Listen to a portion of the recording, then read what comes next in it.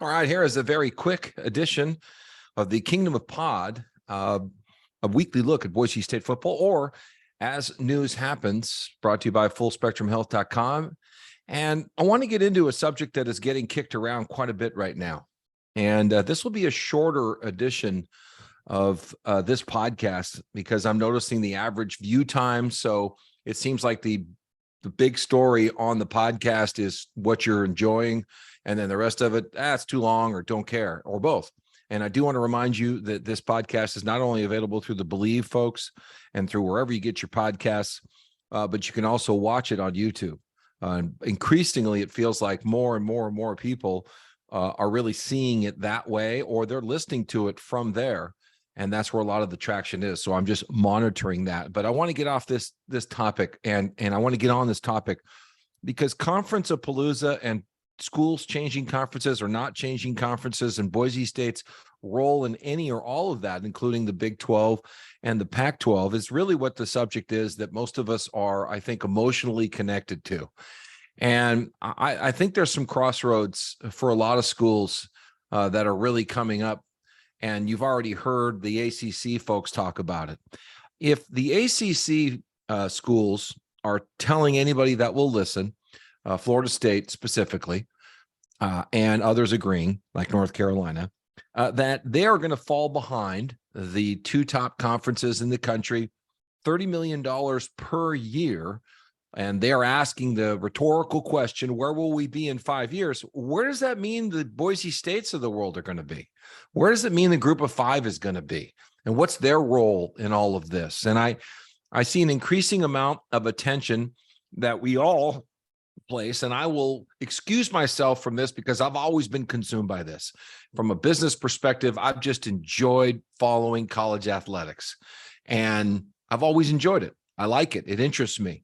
And I'm complete exception to this rule, but the emphasis, the focus is now more than it ever has been on money. There used to be a divide amongst interest in college football fans' conversations where when the money talk came up too much, they just for whatever reason, weren't interested. I don't want to get into all of those reasons. And now, for whatever reason, television networks, streaming technology companies, and their interest in your conference or school is where a lot of your clout is going, and how they look at you and how they think you do or don't have value. And frankly, how much money you are or are not going to get from your partners. And if it isn't money from television, it's money paid to coaches. If it isn't money paid to coaches, it's how much money players now deserve in the NIL era. It's, how much money your football coach and your athletic director will spend on NIL players, on coaches, facilities. It's really full circle. Now, I know there is a lot of conversations happening about recruiting and what's going on the field. I'm not saying there isn't, but I have never seen the conversation levels as high as they are now on issues surrounding money. And that's never what it was all about. I admit I was completely out of the mainstream for as long as I've been following this, which is well over 30 years. And I don't know what's going to happen to the egos and the fans that are following the group of five schools, the Boise States, and frankly, a lot of the Pac-12 schools who are not going to be in that same league. They're going to have to compete with different resources and for different reasons on some level. There is not a lot of similarities between how the NFL is organized and major college football is organized, because college football has always been about the haves and the have-nots, and the haves have always tried to suppress the have-nots from taking what they have. And for reasons that are obvious to looking at the stadium sizes and the crowds, and yes, the TV ratings for those big schools, they're saying they're interested in us. They're not interested in you. And I'll never give them a chance to be interested in you. You're going to have to go out and do that on your own. I'm not going to sit around here and give you a lot of that money. So where does that leave Boise State? Where does that leave how we feel about where the school's going? increasingly, you have to come to terms with it's going to be the Big 12 before the Pac-12, and there's a lot of other schools before that. So what does that mean? And how do you feel about what you are going to be able to accomplish? I don't have all those answers, and I think we need to really start sorting those out. The golden era of BCS bowls and what they did with those resources was just that. It was a slice of the apple, and it was a point in time, and it's over. I don't know that same opportunity exists the way it could now versus the way it presented itself and existed then.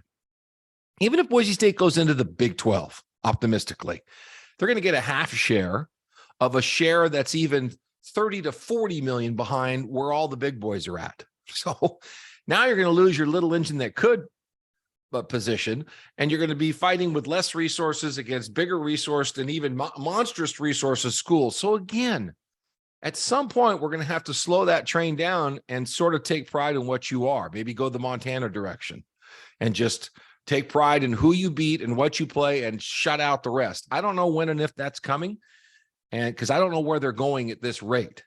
And I'm talking about schools like Oregon and Washington who are fighting for their emotional survival, and they'll figure out the rest of it with however the conference issues play out. But I've never seen an emphasis like this on money. I don't think that's why most of you got involved. And if you get wrapped up in valuing everything that you feel about Boise State football based on money, that's going to be a pretty lonely conversation, because it's no wonder you're not interested in beating New Mexico or Wyoming or some of these other schools. You just don't care. And I don't know that you ever will.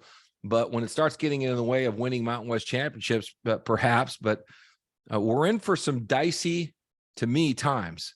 And we better start getting a handle of exactly who you are. And you hear and you see Dickey backing away from this conversation consistently with a very simple statement: we control, we can control. In other words, of saying, we got no shot at that. What am I going to do? Go wave my wand and create a $7 billion endowment like USC? No. Am I going to go create an R1 research institution and all that? No, he gets it. And maybe he's one step short of saying, you got to appreciate who you are, but that's a hard message to sell when you want to build and get going. But I'm saying build to go to where? Build to do what? Build to become who? And I think that is a definition that's changing constantly. Don't forget, if you're trying to get in better shape and that's something you want to do on or off the field, and what I mean is not only just losing weight, but how about sleeping better? Full-spectrumhealth.com. Get on there, get yourself a free video analysis and a coaching session. You get the diet, you get how to live outside of whenever you are asleep, when you should wake up, when you should go to sleep. You want to learn about cold plunging and what that could do for you and your inflammation in your body. This is the system for you. If you're looking for a different lifestyle, or you know somebody that would, full-spectrumhealth.com. Trust me. Email me with any questions. Hit it. Get that free video consultation. They'll tell you all about how they can help you. It's under $200 for 8 weeks. full-spectrumhealth.com. All right. That's it for this. I'll be posting more of these frequently. Thanks for joining me. Don't forget to rate it, review it, and pass it along. The Kingdom of Pod.